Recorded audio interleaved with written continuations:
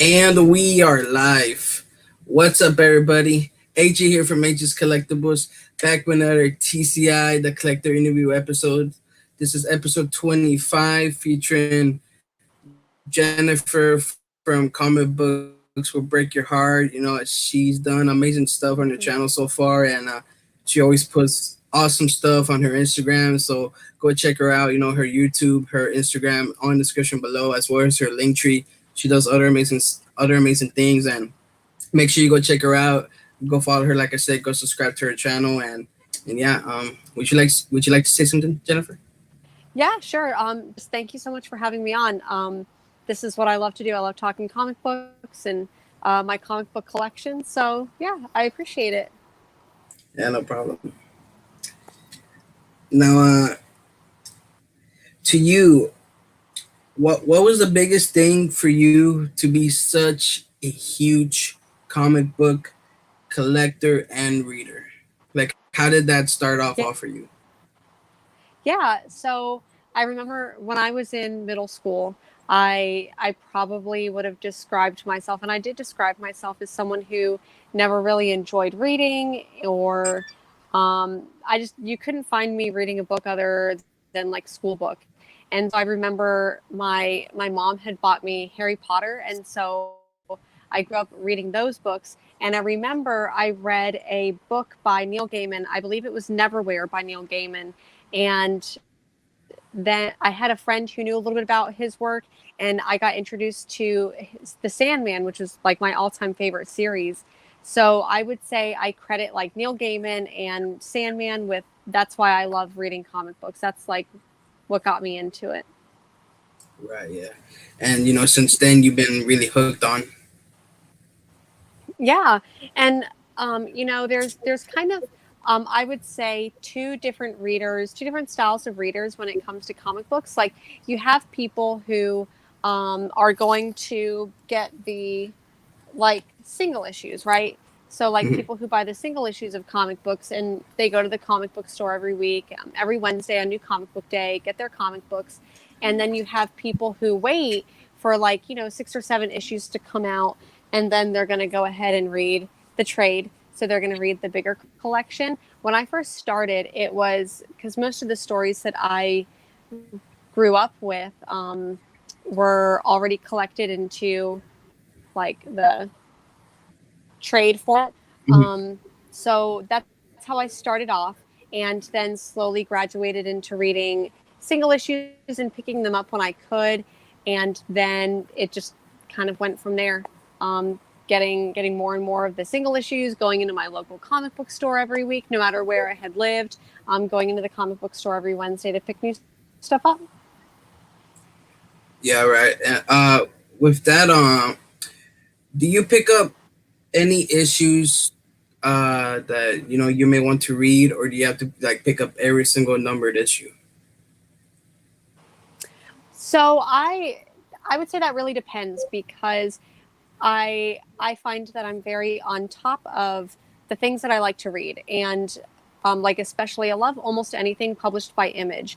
So I will typically buy the number one issue of anything Image, and if I read it and I really like it, then I'll for sure add it to my pull list. So then that way the comic book store orders it for me and has it ready for me whenever it comes out monthly. So if there's a title that like I read number one and then say like issue 20 or something comes out and I'm like, okay, I'm not really reading this anymore. I take it off my pull list and usually stop reading it. Sometimes I'll wait for the trade to come out and then finish the series out.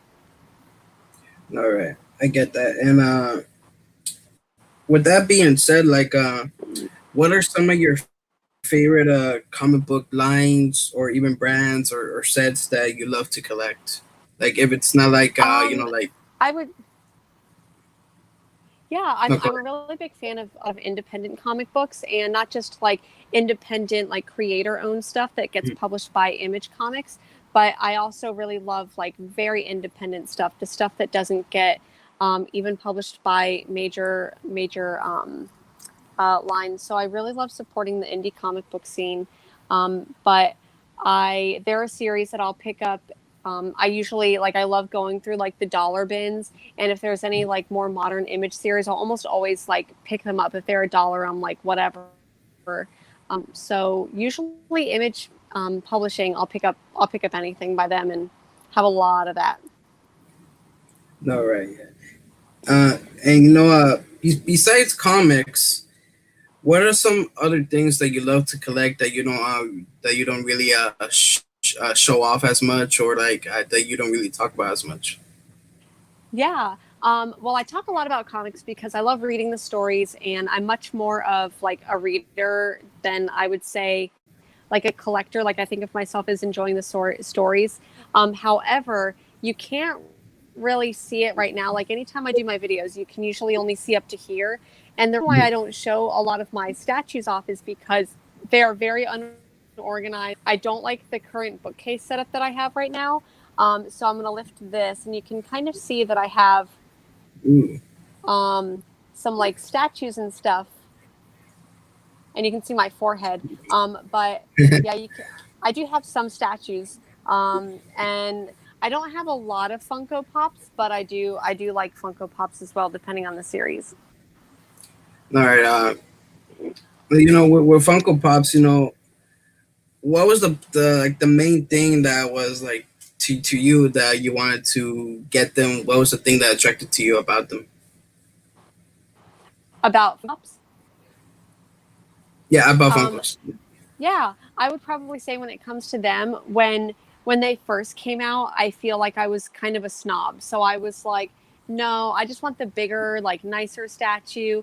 But then I Right. found series that I really like. So um, series like mostly Marvel stuff. I feel like when it comes to Funko Pops, they have a lot more. So X-23 and Lady Thor and Squirrel Girl and just like all of those, and like a couple of X-Men ones.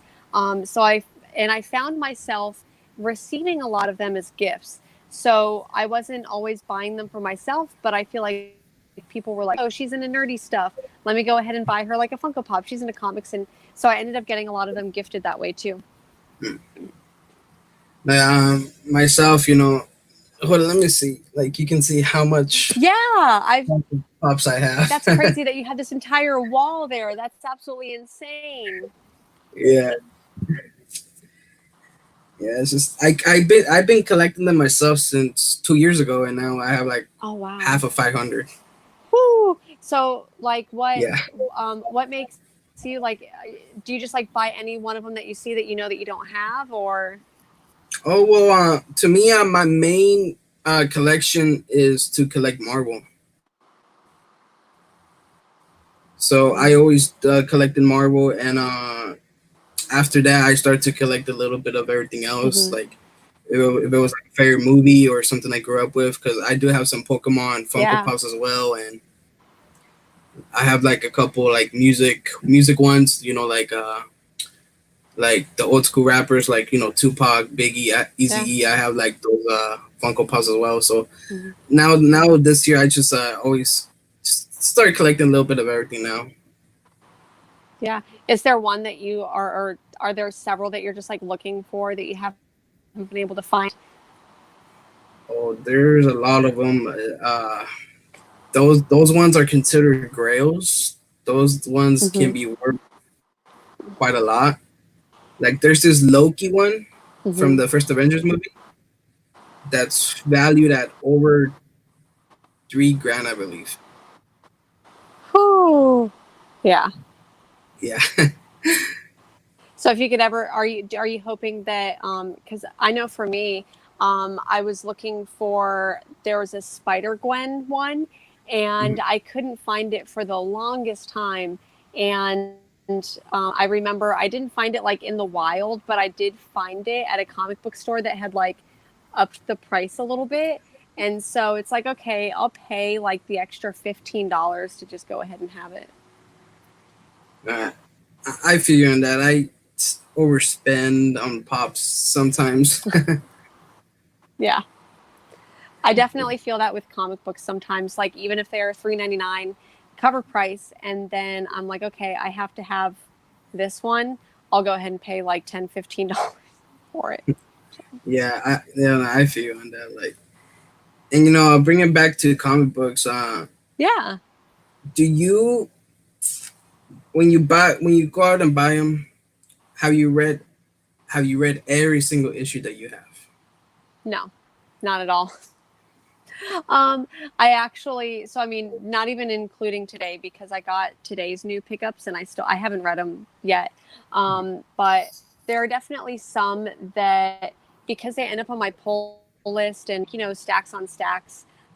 There's plenty in my series that I haven't read or I just picked up to be like, okay, I have all of them, and that's kind of I feel like the eternal dilemma is that I'm not reading them. Do I want to go ahead and sell them? I don't want to sell them just yet. So I'm always thinking about that, about selling and which ones I should sell, which ones I should keep. All right. I definitely feel you on that because it's just maybe I don't know like what the issue maybe with the space and that you're just not feeling the comic book anymore as well. Yeah, for sure. And I think that's one thing that's important is that there could be a character that you really enjoy or even a creator that you really enjoy. And if you're not liking a story, you don't have to read it, or even just because everyone else enjoys it doesn't mean that you have to watch it No, or that right. you have to read it at all just because everyone else enjoys it. Like, you don't have to read it, just read what you like. No, right. Definitely. Like always enjoy what you want to do, what you want to collect, what you want Yeah. to read. Not just like for the hype or anything. Uh, I want to ask Yeah. to you, what do you prefer, DC or Marvel, or maybe even both? This one's a pretty loaded question, and I referred to it earlier, but I really enjoy the independent comic books. So I do like I do like both. I feel like when I was growing up and I was getting into comic books, DC comic books was where the grittier, darker stories were. Like Batman Long Halloween, that was one of my like first Batman comic books that I really enjoyed. So I loved that. And then DC had its spin-off Vertigo and series like The Sandman, Fables. Those were all series that, and Watchmen, like those were all series that meant a lot to me. So I feel like I grew up with DC.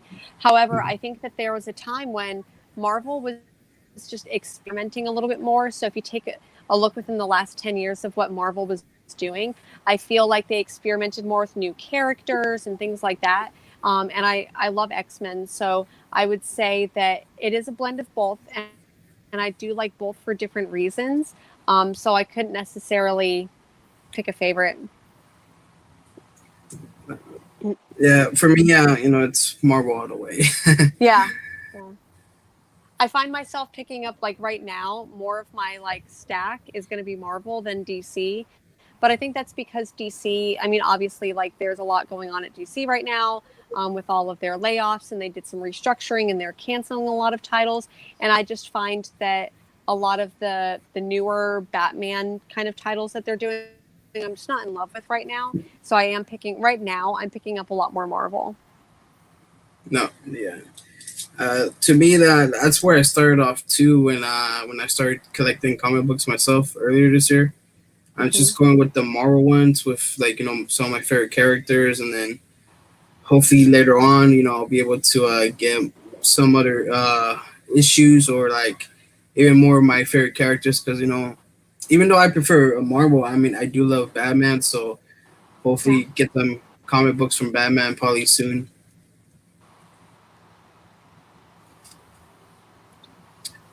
Yeah, that's it. So to you, where did the name come from? Comic books will break your heart. That would Yeah. to represent you, to know that that was Hmm. gonna be a good fit for you. Yeah. So for a while, I was operating under the name Gin and Comics. So it was like a play on gin and tonic. And I had been wanting to do like a YouTube channel for a while. And I just operated on Instagram, just kind of like casually posting a lot of um, the pickups that I would get and like little reviews, but I feel like it really wasn't going anywhere. And then I think I had this moment during quarantine. Like I think a lot of us ended up starting our little like YouTube little baby channels during Mhm. quarantine, which is incredible. I like absolutely love everyone that I'm seeing. And I comics will break your heart is actually a quote from Jack Kirby, and supposedly he said to someone, "Comics will break your heart, kid." And I think that I was either reading it or I was thinking about it. Like there was a moment where, like, literally, comics were just breaking my heart at the moment, and I'm like, you know what? I think that's where I want to go, because not only do I love the stories of comic books, I love the history, and I just think it's such a really cool space to occupy. So, comics will break your heart is just it does it to me every week, breaking my heart every week, and my wallet a little bit. But Oh, happens to us every day. yeah, Now, this might be kind of hard, but how many comic books do you think you have in total? you know, yeah. So I want to say that I've got quite a few like long and short boxes, and there's actually an app that I was at one point using to go ahead and like catalog all my comics, CLZ comics, so you like scan and and then since I moved across country starting to do that, I never really finished, so I'm in the process of doing that.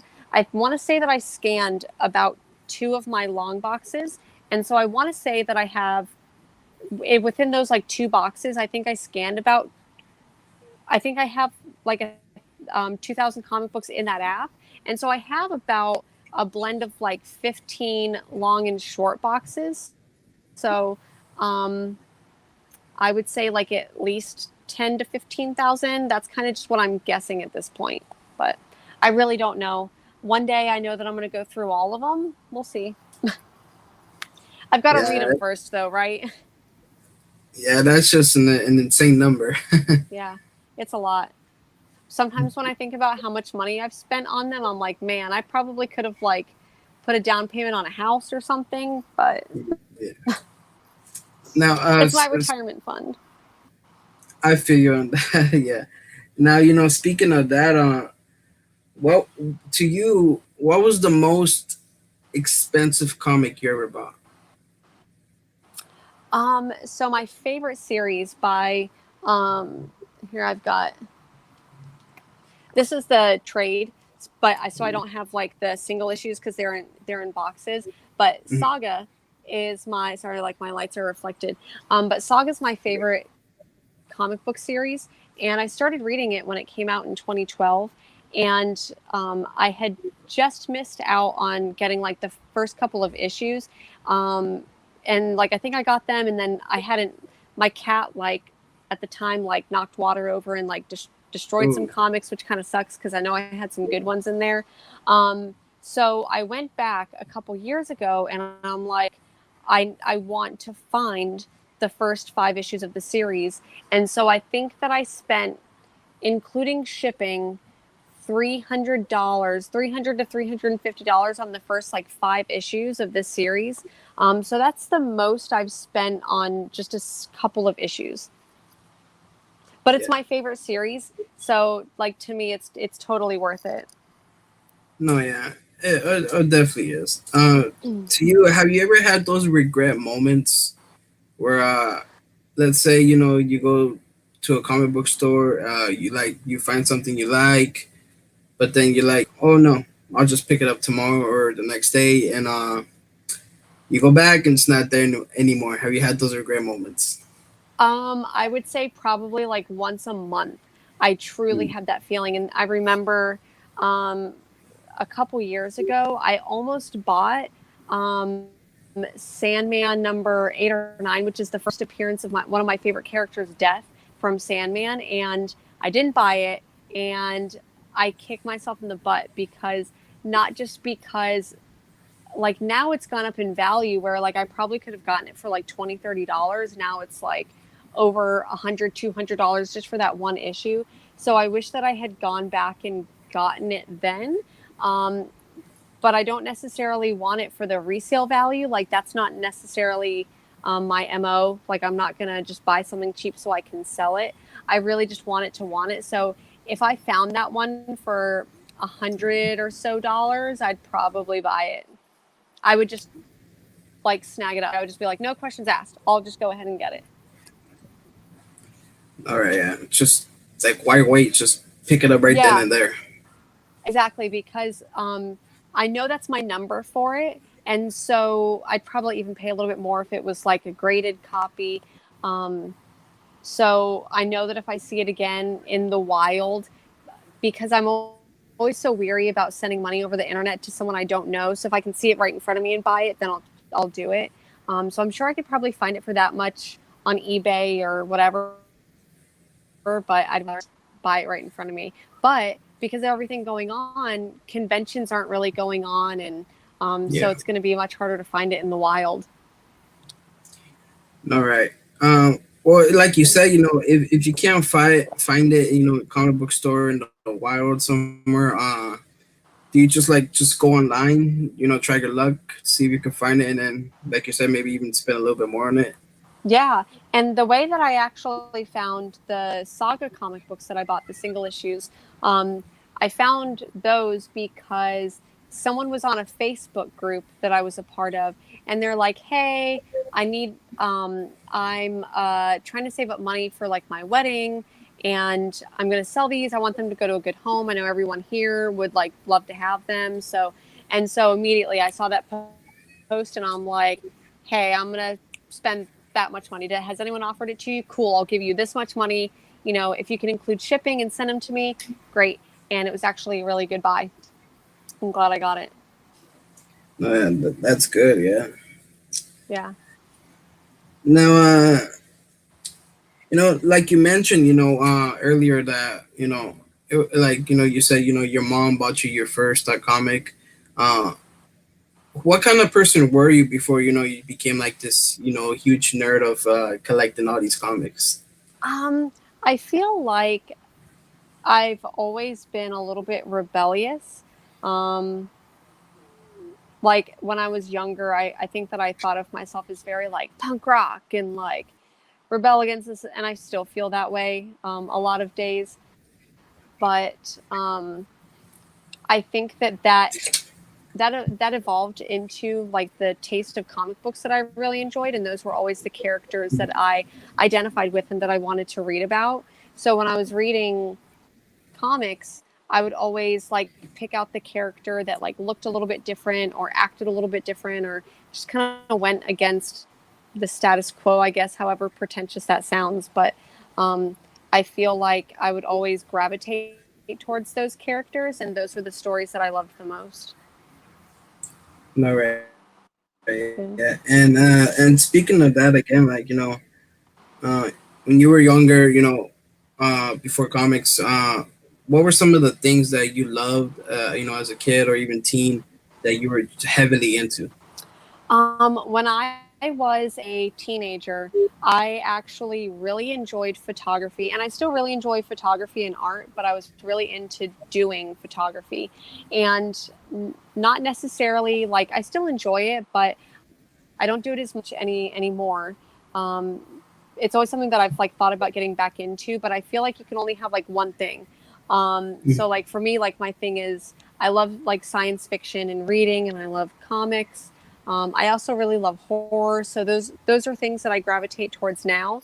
So I feel like I gravitated towards them when I was in high school, um, but I would definitely say being in high school, it wasn't necessarily as much about being a nerd. Like I embraced my nerdism a lot more into being an adult.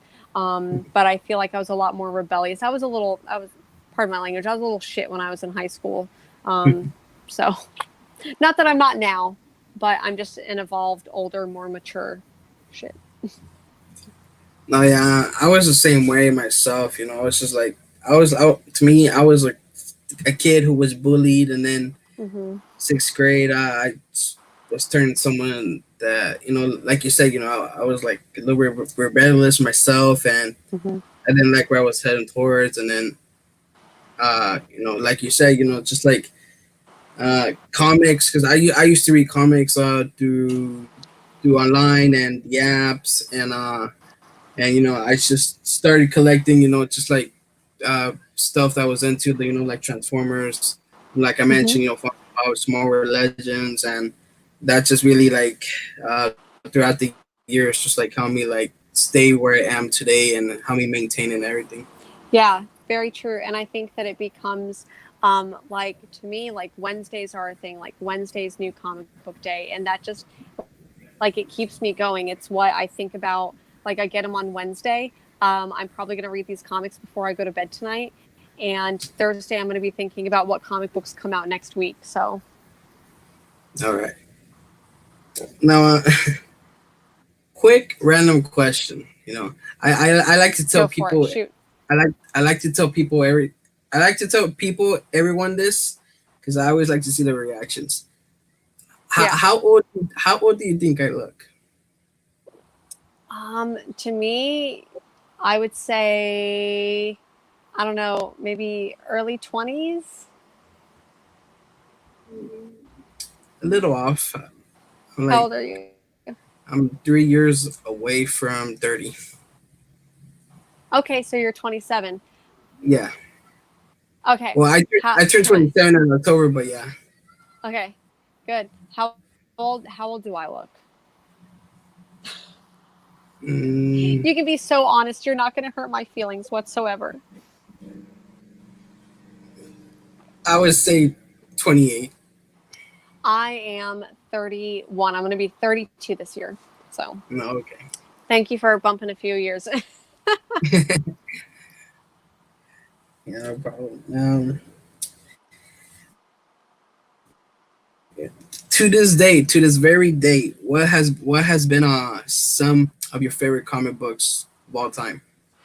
Um, so I would say most of the comic books that are my favorite of all time, Saga, which I showed earlier. I seriously Mm, like. I love this. Like, if you've ever watched a live stream that I've done, I guarantee you 75% of, if not 90% of the live streams that I do, I talk about this series every single time because I love it and I feel like it's so underrated and people just need to read it because it's really really good.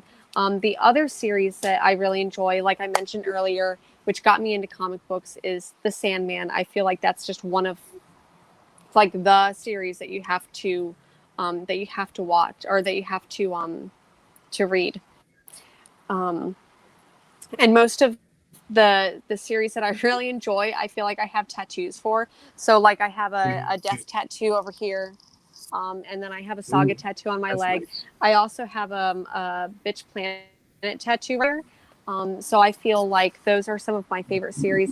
I also really love Watchmen. I love X-Men. And man, like I love talking about the new, like I love a lot of the older stories, like especially the classic ones, but the newer series that's being spearheaded by the writer Jonathan Hickman, man, like his House of X, Powers of X um, comics, so good. It's so amazing. It's doing so many fun things. So those are some of the series that I talk about a lot right now. No, yeah. Speaking of X-Men, are you excited for the new movie that's coming out? The New The Mutants. New Mutants. I really, really am excited because I've been waiting for this for 5 years, and the whole Yeah. premise of it is, like horror, like X Mhm. Men. So I'm really excited to see this New Mutants, and like I said, I've been waiting for it for 5 years now. I'm kind of ready to just have it be out there. And I'm not going to lie, because I've been waiting so long, I feel like my expectations of it are so low because I've been waiting so long for it. No, yeah. It's just I don't know why, but just the movie kept getting delayed, and I guess now it's finally coming out. Yeah, I think it comes out not next week, but the following week. And I part of me is still like, because I've been waiting for this movie for so long, I'm like, okay, will it come out? Will it not? I wouldn't be surprised if something else delays it even more.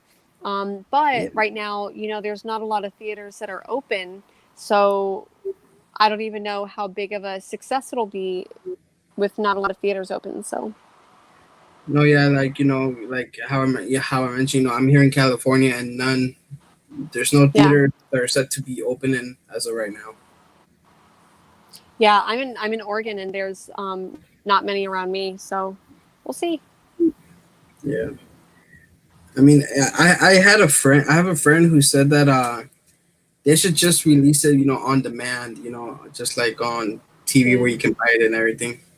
I think that's definitely an option, but because um, what movie did they do? They did that with one movie, like right when the quarantine started, and then AMC theaters were like, "Okay, cool, we're not publishing, or we're not going to release any of the films that you're releasing."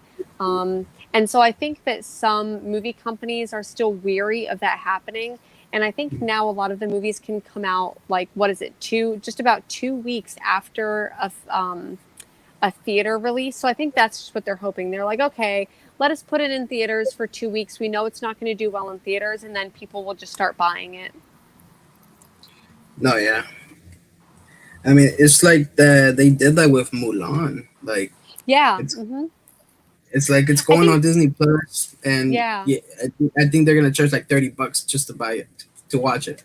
Yeah. And, at first I was like, man, like $30 to watch it for a little bit, that seems like a lot. But I'm like, well, I would normally pay that plus double to go see it in theaters. Like if I go to the theater and like go with someone, that's what we would spend on tickets. And then if you get a drink and some popcorn and candy and whatever, then you're going to end up, it's going to be like an almost $100 date just to go see a movie. So thinking about spending $30 and being able to watch it in the safe quarantined home environment, and then you can go to the bathroom and pause it and not worry about it. That's my biggest. You can go to the bathroom and pause it and eat all the snacks you want. No, right, yeah, like I mean myself, I never paid any money to watch a movie at the theater. Yeah. Yeah, I miss going to the theater a lot, but yeah. yeah, it's because I was an assistant manager for like one of the theaters here where I live at, Mhm. and I got just having like those free passes and getting the discounts on Mhm. concessions and everything. Yeah. You So get used to that. Like mhm. you get used to those discounts, and you get used to like not paying anything to go see a movie, and for sure.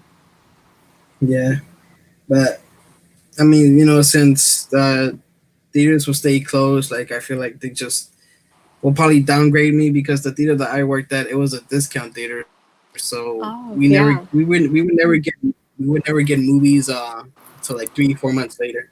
Yep. Yeah. Those, I feel like those were always some of the funnest theaters though, because they had such good deals. Like, for 20 bucks, you could get like two tickets plus a drink and some popcorn. Like those were always the best deals. I love those like discount theaters. No, yeah. Like the seats may not be the best, but whatever. Yeah, but the snacks, they were still the same price as the Yeah. regular Hmm. prices. Now, I wanted to ask this a little later, but to you, in your own words, what would be some advice that you would give to a person, someone who will want to give comics a chance and like, just like be like you one day, just have like millions, and what kind of Yeah. like advice would you give to that person starting off? I I would say figure out what's inspiring you to do it. Are you looking to buy one and then sell it? Are you, and that's not what I do, but because I do it too, I enjoy the reading, I enjoy the stories. So I say to anyone who wants to find stories that they enjoy is go to your local comic book store and talk to the people who work there, because I guarantee you they're so knowledgeable, and they can help you find something. And I know that not a lot of times those comic book stores feel welcoming or feel accepting of people, like especially when you're a little bit rebellious, or you don't look like everyone else, or you don't see yourself on the cover of of the comic books, like you don't see yourself in the characters, I guarantee you there is a comic book out there. But if you ask the people who work there, more than likely they're there to help. However, reach out. There's so many people on YouTube that review comic books, and like I'm here, and find me on the internet, and I'll go ahead and I'd be more than happy to recommend comic books. That's definitely some great advice there, because I know Yeah, I know and I some think. people that. Oh, go ahead. Oh, I was just gonna say, and read what you like. Like, if you don't think that you like Spider-Man, that's okay. You don't have to read Spider-Man. If you don't like Batman or Superman, that's okay. Read what you like. You're not obligated to know everything about comic books. That's all right. No, yeah, yeah. Because I was just gonna say, I know there's some people that would want to get into comics, and that's why I had to ask the question, see what advice that you would give, and like how to start out and everything. Yeah. Now, you mentioned a little earlier that you're into horror, Hmm. and to you, your opinion, what do you prefer, like reading the horror comics or like watching the horror movies? Because I know nowadays, horror movies they don't really come out as good anymore. It's just not that scary as much. But like, uh, would you think the comics are like a little more accurate and like a little more, I guess you can say scary, but yeah, what would you prefer on that? I would actually prefer to watch a show or a movie. I think you're right. I think that there was this like golden nostalgic age of horror TV and movies, like especially when I think of the 80s and I think of all the classics. Like that's when a lot of these great horror movies came out. And I think a lot of that is because they had such really cool practical effects. So they weren't relying as much on CGI and things like that. So they really had to like press your buttons on like psychological horror, right? So they really had to like make it feel intense and I don't know. So there is some really good horror. I think that there is some good horror coming out, but you have to like look for it. I do love horror comic books, but I think that when I think about that and I think about the dread and the fear or the intenseness, I think it's tougher for that to come across in written media, because on the page it's a little bit easier to close it. I don't think you feel it as much. So if I was going to do horror, I like to watch it. I highly recommend for anyone who is looking for horror to watch Lovecraft Country on HBO. The first episode came out this last week, and we watched it like 3 times. It's so good, and I can't wait to see more. No, that's cool. Before we continue, I definitely want to say everyone who want to say appreciate to everyone who joined in so far.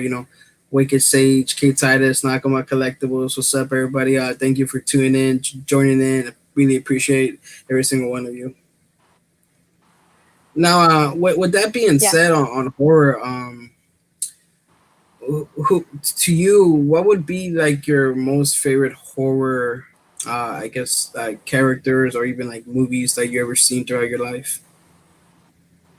Um, one of my idols, I not necessarily um, that she is frightening, but I love Elvira. I remember growing up and watching her, and obviously I didn't grow up to be her because she has like a one of a kind body. But man, I respect Elvira so much. She's such a queen. So that's who I think of. Like when I think of horror, like I just think of Elvira. All right, what about the classics? That kid that started it all off. Oh, for sure. Um, I remember one of the first horror movies that I was really introduced to was Candyman, and I Mm. hadn't gone back and watched it in a really long time, and I actually during quarantine went back and watched it, and I really feel like it stood the test of time. Like it's still so relevant, and it's still I feel like had so much to say and speaks to um, us as like modern human beings. And I think a lot of times when you take a look back at horror and you take a look at like through the ages, maybe in the 20s and 30s, who was the horror villain? Who did it evolve to in the 60s and 70s? And then who again did it evolve to in the 80s? Like who was the monster under the bed, I guess. And so obviously now I think that modern horror has like different monsters. Um, but I'm always going to love Candyman. Child's Play was another one. Chucky, like that scared the crap out of me when I was a kid, and I will always be just like frightened by that type of stuff. But like Candyman is all like the bees and everything. Like I just think about that and it gives me chills. And um, I don't think that there's been many mirrors that I've walked past where I didn't think of Candyman and looking into them. No, yeah, and I feel you on that. Chucky used to give me nightmares as a kid as well. Yeah, Like I just couldn't stand that excuse me, that little fucker, but like I couldn't yeah, stand it. But like yeah. And just then I growing. remember. Oh no, go ahead. Oh, you go. You go. Oh, I was just gonna say that just growing up more and more, I just realized it's just a doll. It's just plastic. So why would I be scared of this now? Yeah, and then so I think that that's like part of um, some of how like the horror like whoever the villain is how that evolves. And like to me, like I'm not necessarily afraid of like a Chucky doll anymore, but I'm still like I don't want to think about like looking into a mirror and saying Candyman. But I do remember as a teenager watching Bride of Chucky, and even though sometimes those movies are problematic when you like go back and watch them. I remember being younger and seeing Jennifer Tilly play Bride of Chucky, and just her voice and everything that she was doing. Man, I fell in love with Jennifer Tilly when I was younger. So Bride of Chucky always it has a special place in my heart. Like, how did you feel, in See the Chucky with the plot that they had, because it was Jennifer Tilly playing portraying Tiffany, and then Mm-hmm. they introduced Jennifer Tilly, the actual actress, for her to be for Tiffany to be that person. Yeah. I when I initially watched it, like I think that I was like a little bit younger, so it didn't phase me. I'm just like, Mhm. um, I wasn't like I guess old enough to really like pick it apart. I'm just like, okay, I'm in it. I'm here. I'm Yeah, just watching it. yeah, because I don't know, like it was just, I mean, I to me, I have always wondered that myself, like. I mean, it's like you say, just like watching it, you don't really care with details and everything, but like, just growing up, I Yeah, just always had those thoughts. Like, it's Jennifer Tilly playing Tiffany, playing the doll, and then the doll becoming actual Jennifer Tilly. No, yeah, it's, yeah. yeah, yeah. Like, it When was I just like think, a confusing time. yeah, and I think that that's one of the beauties of being younger is that you're a little, even when you're watching horror, you're a little bit more optimistic. I guess you're just like, at least for me, anyways. It's you're just in it for the ride. No, yeah, exactly. Now, to you, what are some accurate movies, like whether it's superheroes or like or even horror, like I mentioned, what are some accurate movies that came out exactly from the comic book, like totally accurate comic book movies? I would say that there's not too many that are going to be completely accurate. And that's almost a good thing because even though as a comic book fan, I do want it to be accurate in the spirit and get a lot of things right. At the end of the day, I've more than likely already read the comic book. So if it's exactly the same, then it doesn't feel like they really did anything special for it. However, what I would say is one, Watchmen, even though it does stray from the comic book, comic book source material a little bit at the end, I think Mhm. that's okay. And I think that Watchmen did a fantastic job with the series on HBO. If you haven't gotten a chance to watch that, I highly recommend it. Um, so I think that that one, I thoroughly enjoyed the Watchmen movie remake, and the Old Guard, which came out on Netflix about a month or so ago. That's another. I think that's been a fantastic remake. There isn't much of a that it strays from the book, but I think it does it where it's necessary. No, right. And I want to go back a little where you mentioned Yeah. Candyman. Mm-hmm. I mean, have you heard that they're just coming out with a new I don't know if it's a sequel or a remake or a reboot that's coming I out that's supposed to be coming out next year. hmm I believe it's a reboot, and I am so excited for it. Especially, I can't think of the director's name, but um, Nia, is it Nia? I can't recall, but I just think that she's going to do a fantastic job, and I know that Jordan Peele, who did Yeah. Get Out and Us, and he actually is helping produce Lovecraft Country. And man, the things that he's doing are incredible. So I know that he has a little bit of a hand in it, and I'm really excited to see. I'm very, very excited to see Candyman. That would be one of the two movies that I would risk breaking quarantine to go and see. Candyman and Dune are like the two movies that I'm like, I need to go see this in theater. No, right, exactly. Like when I first saw that trailer, it didn't really spook me, but I was like really intrigued to see the Mm-hmm. modern take of this new era generation, to see how it's gonna be much more different than than the original one. Yeah. Now, let's see here. Have you ever read comics online? So digitally, yeah. I sometimes it's easier for me, and especially if it's a title that's out in single issues, and I don't necessarily want to carry like issues with me. To like if I think that I want to bring comics with me to read on my lunch break or something, then I'm not going to bring single issues. I'll bring like a trade. So sometimes it is easier for me to read them digitally. And I do have Comixology Unlimited, which can get me some like older series that I may not have access to, as well as Marvel U. I recently downloaded that, and I'm just like, I'm gonna go like all the way back with like X-Men and just start over from the beginning. Right. All right. Yeah.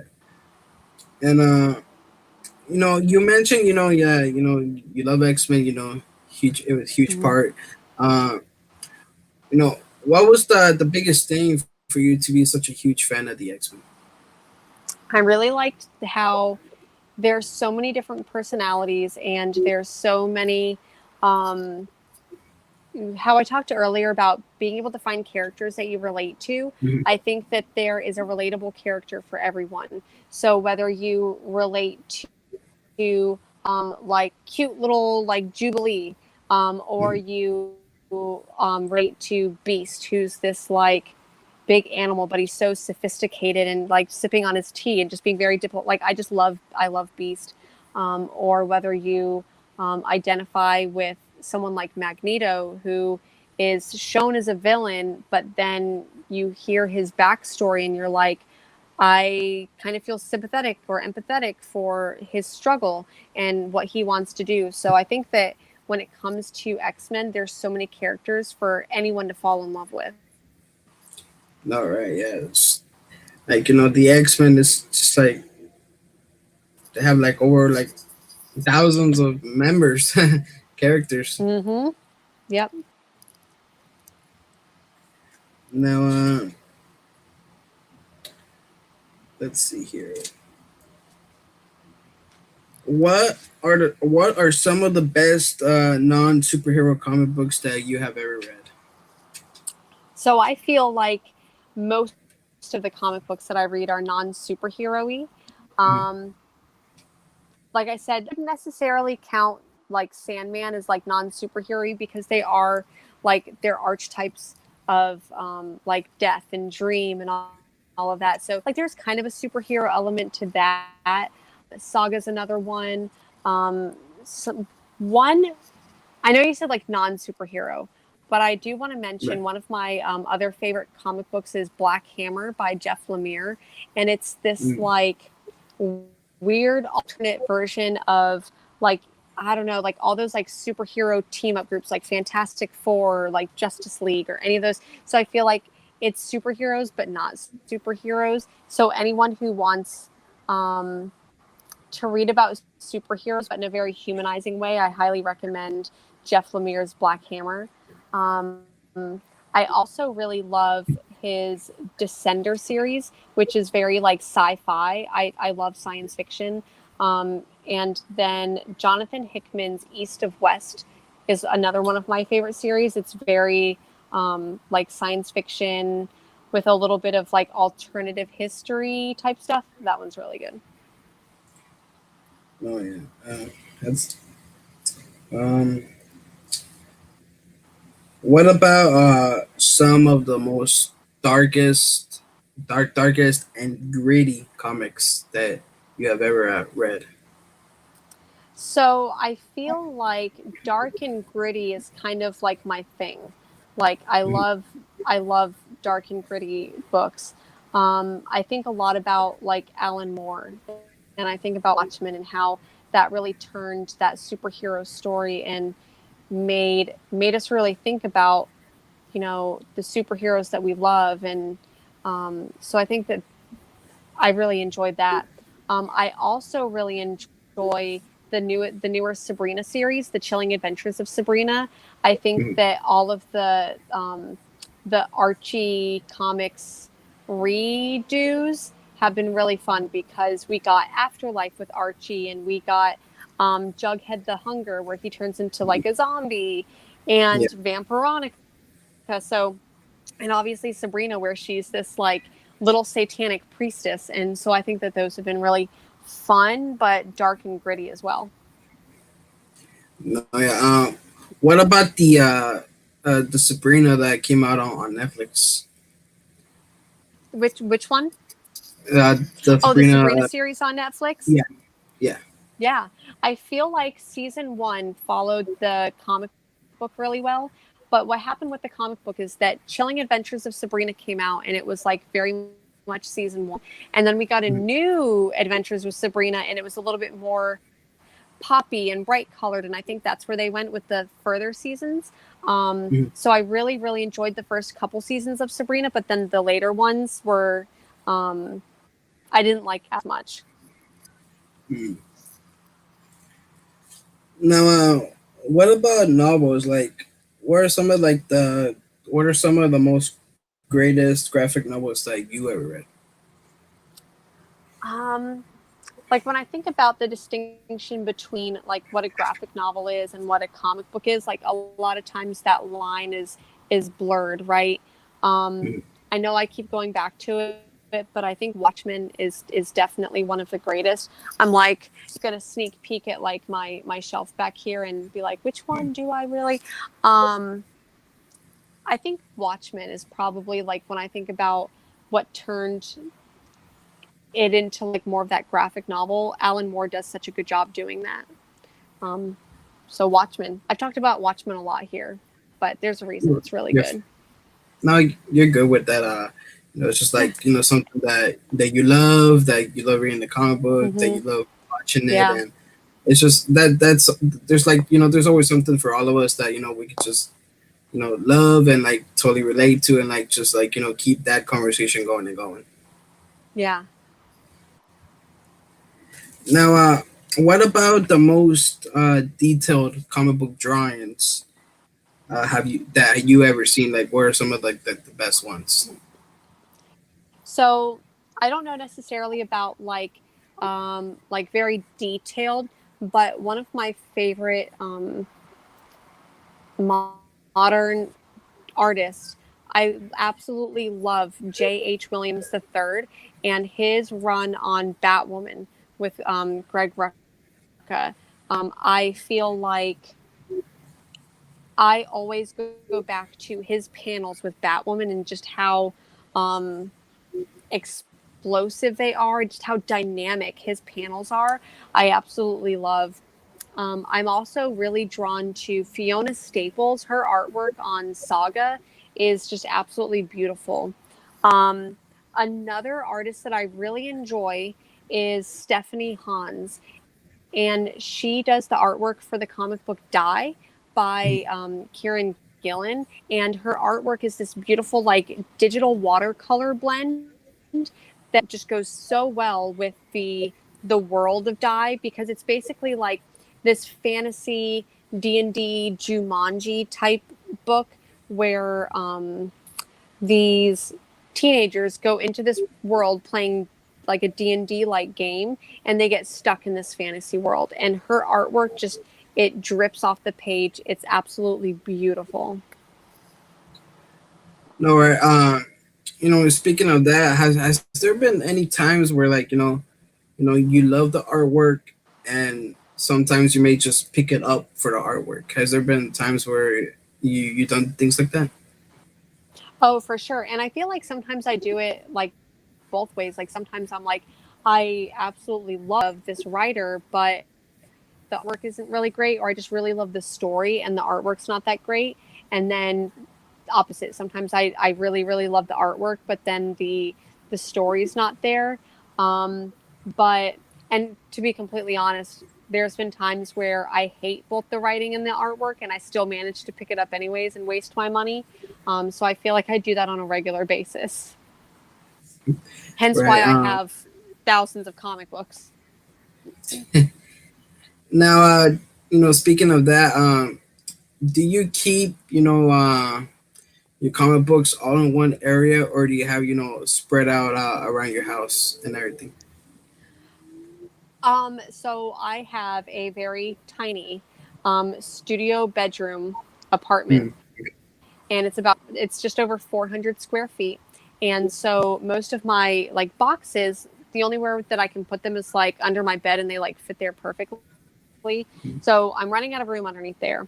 And so like next to my bed, I've got like a stack of short boxes. I've got another stack of short boxes over here, and I do have like all of these comic books right here. So I do need to go through and like organize them, and um, I wish that I had taken more time during quarantine to do that. But I I know a lot of people joke about having like their nerd cave or their nerd room. I'm lucky enough where my 400 square foot apartment is basically my nerd room. It's just all one big nerd apartment.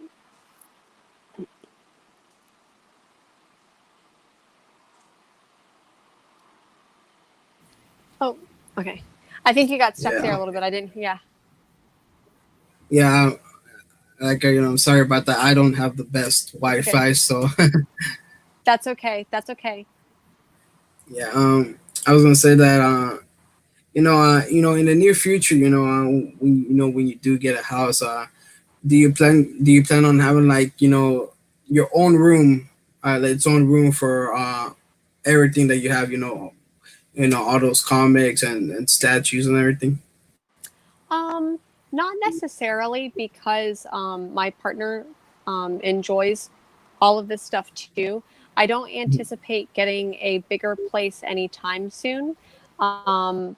But I like having all of it on display. I have a lot of like prints and artwork and things like that. So I don't plan on confining it anytime soon. I just like having it. I like being able to walk in the door and seeing like fun prints or fun like books. And um, I don't think I could ever contain it. I like having it all over.